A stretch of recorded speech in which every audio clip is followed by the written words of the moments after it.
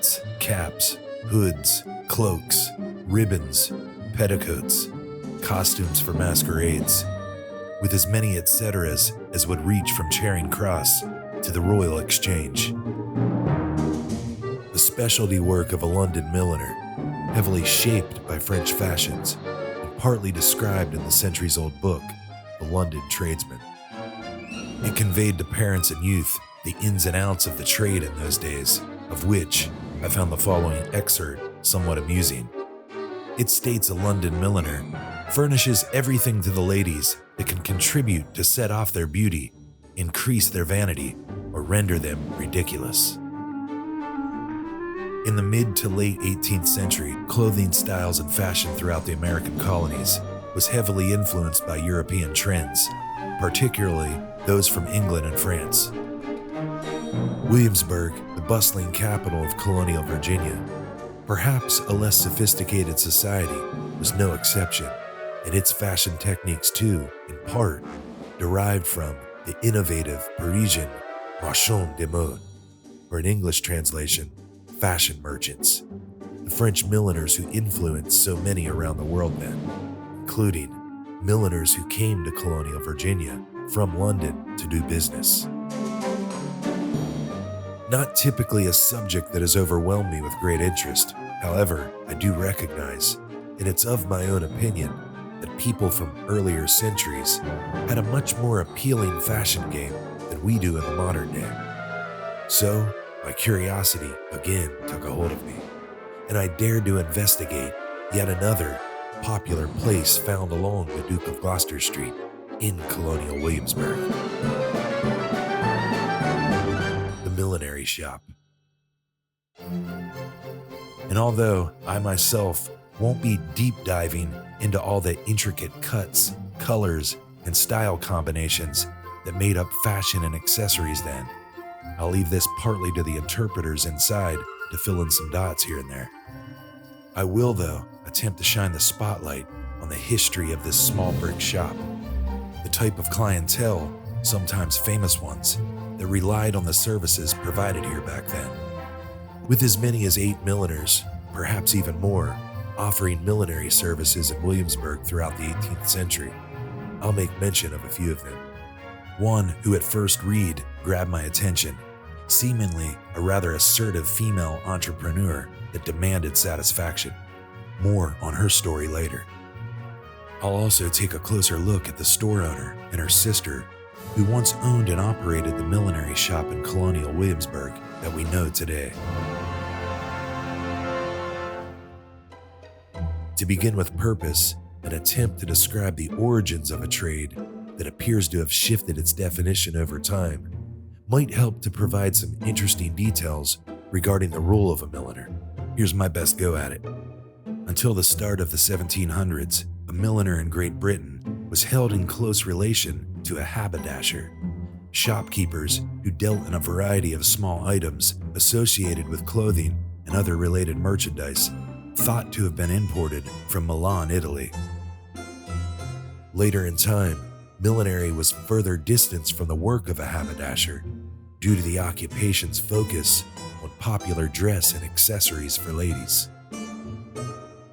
In mid-18th century England and in colonial America, millinery and mantua-making, two entirely separate trades, sometimes worked together. A mantua-maker was the gown or dressmaker, and the milliner was the one who fervently worked to transform gowns made by mantua-makers into la mode, that being the fashion or latest style. Milliners achieved this by adding trim, ornaments, and other elegant enhancements to new dresses and older ones that required a style upgrade. Gloves, mounting fans, bonnets, aprons, kerchiefs, ruffles, and other accessories were only a few of the options they worked with. Milliners were the architects of fashion design.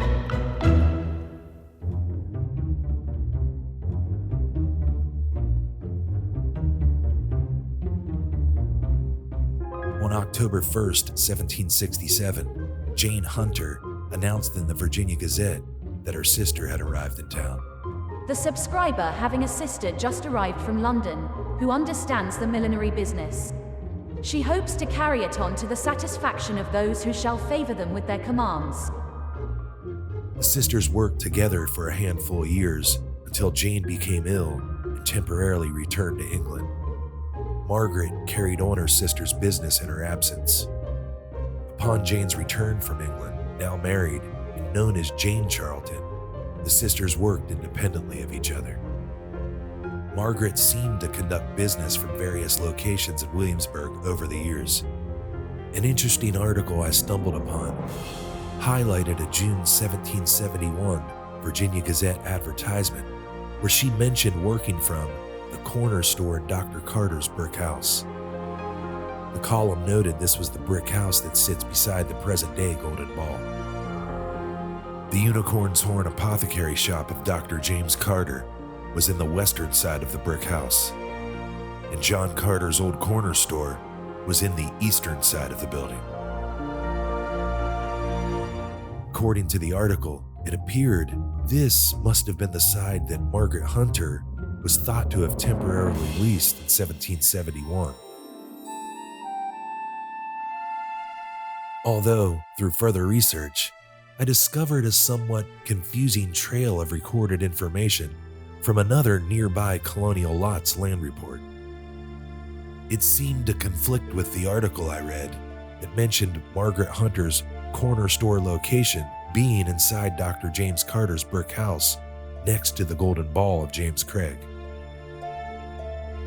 This report indicates that across the street, on the south side of the Duke of Gloucester, was another brick house owned by Dr. William Carter, the brother of James and John Carter.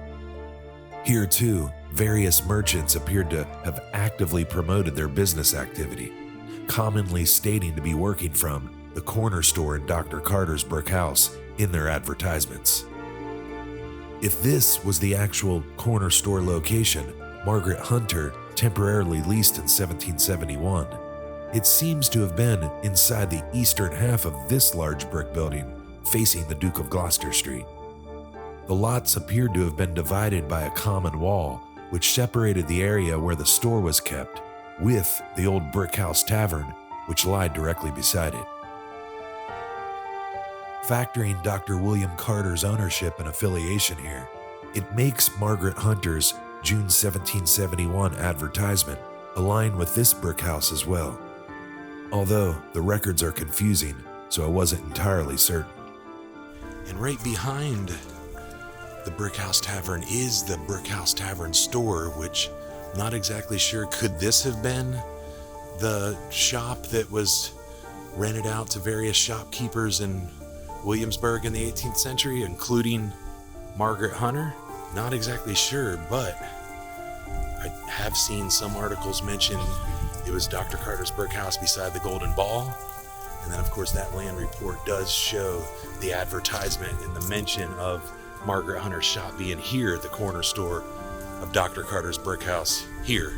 So a little bit of confusion there. Not exactly sure which one it was, but she definitely leased out various locations throughout the city, as well as seems to be a trend that other milliners in town did as well. At some point in the first half of the 1770s, Margaret Hunter purchased a small brick shop across the street from Weatherburn's Tavern, which at the time the tavern was operated by a Mr. Davenport. This was where Mr. Davenport's tavern was, but across the street is where the brick shop of Margaret Hunter once was. She described her new location, the site of the millinery shop we know today in Colonial Williamsburg, in a February 5th, 1780 Virginia Gazette advertisement. I have for sale at my store, opposite Mr. Ambrose Davenport's tavern, in this city, an elegant assortment of the most beautiful calico and chintz patterns, black and white gauze, and a small quantity of the best soap. Williamsburg historians and interpreters from the millinery shop traced old land deeds which helped reveal the lot and location of her business then. Lost to fire during the Civil War era, most of Virginia's county records were destroyed when retreating Confederates chose to burn the Capitol in Richmond. but with good fortune and an earlier failure to send off public records to the Confederacy, York County, which neighbors Williamsburg, held on to theirs. This ultimately opened up a means to pinpoint and determine the supposed area where the original Margaret Hunter store once stood.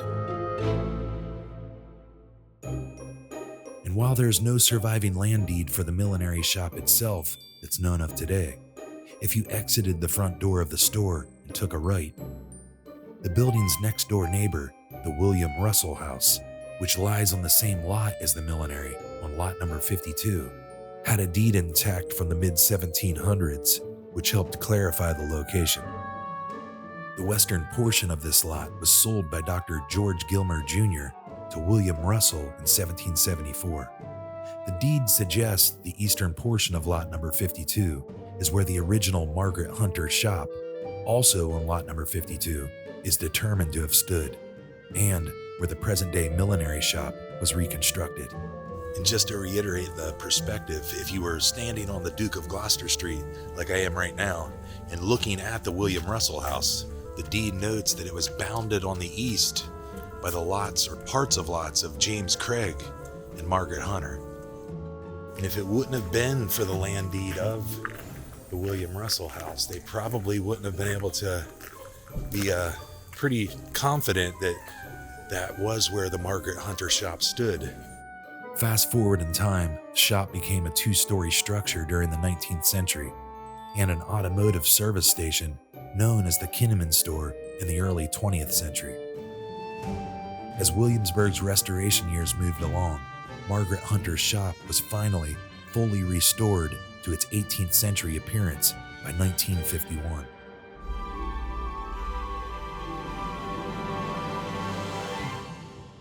As I timidly proceeded to enter the millinery shop, a wave of uncertainty washed over me. Holding only a limited knowledge of the millinery trade at this point, I had no idea what to expect next. The creaking wooden door seemed like a portal to another time. Suddenly, I felt I was a curious intruder in a sanctuary of silk and satin.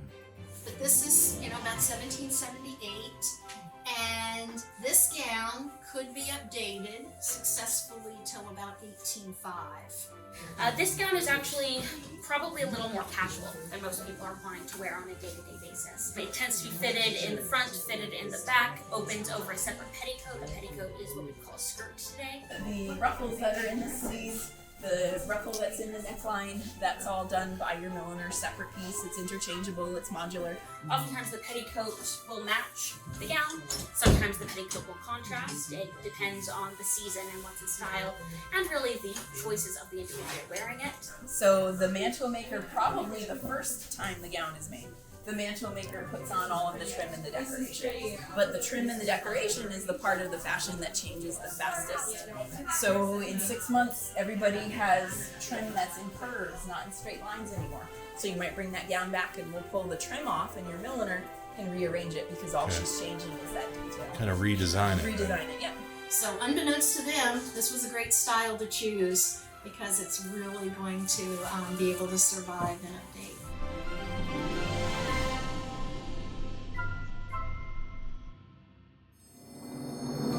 Highly knowledgeable interpreters carefully guided visitors on the intricacies of the trade, but my sudden lack of focus kept my eyes wandering the shop's interior, absorbing the rich details of what appeared to be period-appropriate clothing, accessories, and decor that filled the room.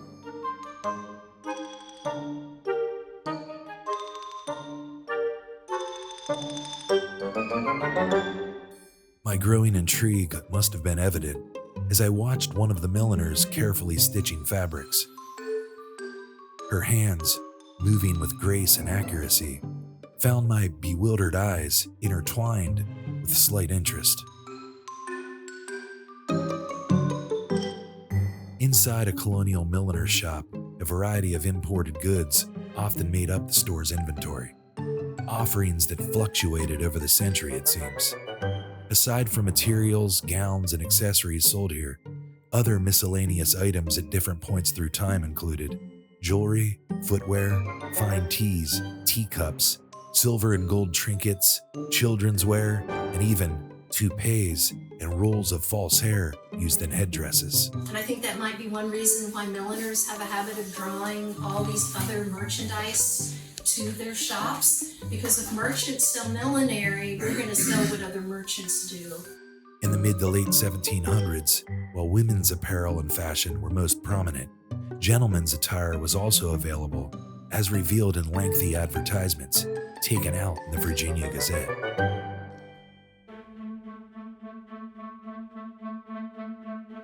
While 18th century milliners catered to both lower and middle-class colonials, they often made their most prestigious sales from their upper-class clientele. Margaret Hunter's sister had a documented transaction recorded by a famous customer during her time as a milliner. Buried amongst rows of balanced inputs which reveal his spending habits in Williamsburg, the ledger book of George Washington recorded a 5-shilling payment against the account of Miss Custis for millinery services consisting of mounting 2 fans. Other transactions show payments to a Miss Davenport, who might have been the milliner Mary Davenport, who operated near the Capitol.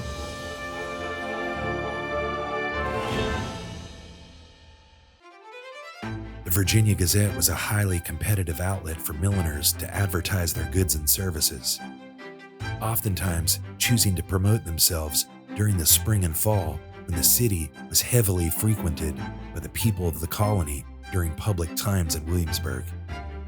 Their ads would highlight large assortments of imported millinery from London that they were expecting to sell, sometimes naming the ship's captain and vessel that brought it across the Atlantic. Some Williamsburg milliners had strict payment requirements and didn't seem to be fond of extending credit to customers, sometimes requesting for ready money only in their listings, even though they expected to receive credit for the items they wanted shipped to them on long voyages from Great Britain. Following this business model in practice was a woman who might have been one of the city's most flamboyant entrepreneurs. Catherine Rathell was a milliner from London. After arriving in the colony, she placed a newspaper advertisement in the April 18, 1766 Virginia Gazette, announcing the business intentions she would take on, beginning in Fredericksburg, Virginia. Lately arrived from London, at present in Fredericksburg, Virginia. Has a large assortment of European and other goods suitable for ladies and gentlemen, which she sells very cheap. Retaining credit from London merchants who sold imported goods to milliners in the colonies required a stellar reputation to boost their confidence in lending from so far away. A reference once given on behalf of the wife of a Petersburg merchant who knew Catherine Rathell. Her husband was also the brother of the ship's captain that would be delivering the articles that she had requested. He praised her business practices in a letter to him. She is in the millinery way and deals only for ready money, is very industrious and frugal. Returning from England in autumn of 1771, where Rathell had been to personally hand select her latest batch of millinery cargo she would sell in Williamsburg, the colony's capital became her business headquarters once again, setting up shop inside the home of a Mr. Ayscough. She boldly informed the public at once, and not forgetting to mention her goods and services are for cash only. Her ad also voiced her inability to retain a location along the Duke of Gloucester Street.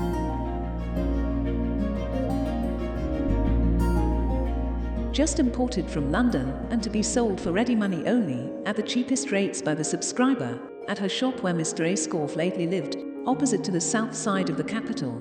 A genteel assortment of mercery, millinery, and jewelry. As it was impossible to get a house on the main street, the subscriber hopes the little distance will make no difference to her former customers. As time wore on operating as a milliner, some cracks in her business interactions might have slightly deterred her integrity.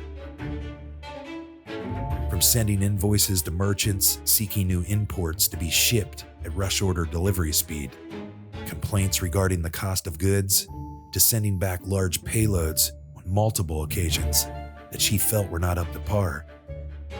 These situations spurred irritation amongst London merchants. She has been very negligent in that affair, but must abide by the consequences. She wrote me the goods were not saleable and that she had returned them. I'm glad you have recorded her debt with several others. Her correspondence is dangerous, and she plagues almost everyone she deals with by returning large quantities of goods yearly which don't suit her to keep. Inside the millinery shop, I quickly discovered that the past isn't something solely confined to the history books. It's a vibrant tapestry that still resonates here in the present, with intricate designs still yearning to be sewn. Something I find fascinating is that all throughout Colonial Williamsburg, interpreters of any given trade go through an actual apprenticeship just as they did in the 18th century, typically spanning between 5 to 7 years to complete, and then even further years of work to become experts of their craft.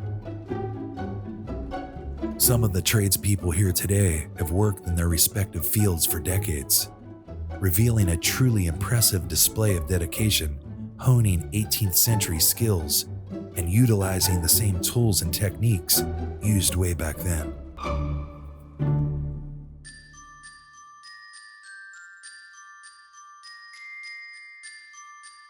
Tensions during the lead-up and throughout the Revolutionary War led to a string of milliners advertising the sale of their store and products in various attempts they made to return to Great Britain. Lord Dunmore's nighttime seizure of the city's gunpowder in 1775 might have further fueled the fire of those desiring to return, probably partly due to the stress involved in continuing to operate business during such a pivotal point in Williamsburg's history.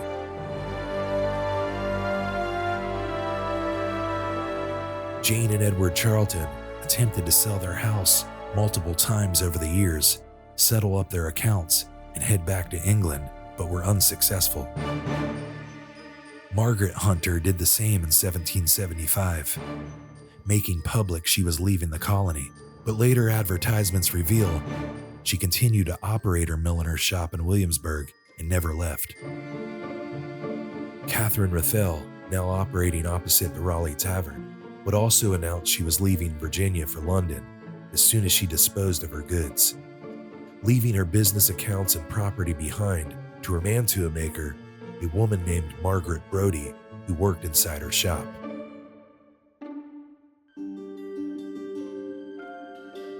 More than a decade after her unsuccessful attempt to leave Williamsburg, in 1787, Margaret Hunter would pass away, leaving behind her business and her home. Catherine Rathell nearly made it back to England when the ship she was making her return voyage on sank. She died not far from British shores. Jane and Edward Charlton are thought to have taken over Margaret's business when she passed. After Edward's death, Jane continued to work as a milliner in Williamsburg until her own death in 1802.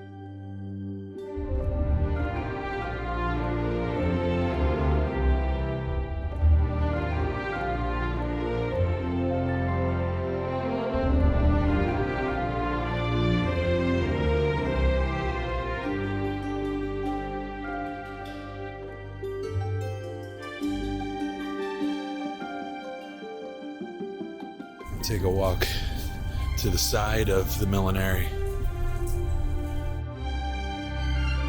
It is actually listed as one of the 89 original buildings here in Colonial Williamsburg, so not sure how much is completely original and what was part of the restoration, but nonetheless, it's always pretty fascinating standing right beside such a historic building. Pretty mesmerizing when you think that all the history that happened here, the actual tradeswomen who brought this shop to life, and standing outside of it, it never ceases to amaze me just to get a close-up look at it after doing so much research about it. reading such a wealth of information that Williamsburg historians and interpreters and people of the area that just dig into the history. It's pretty amazing when you're standing right beside it and able to see it in person.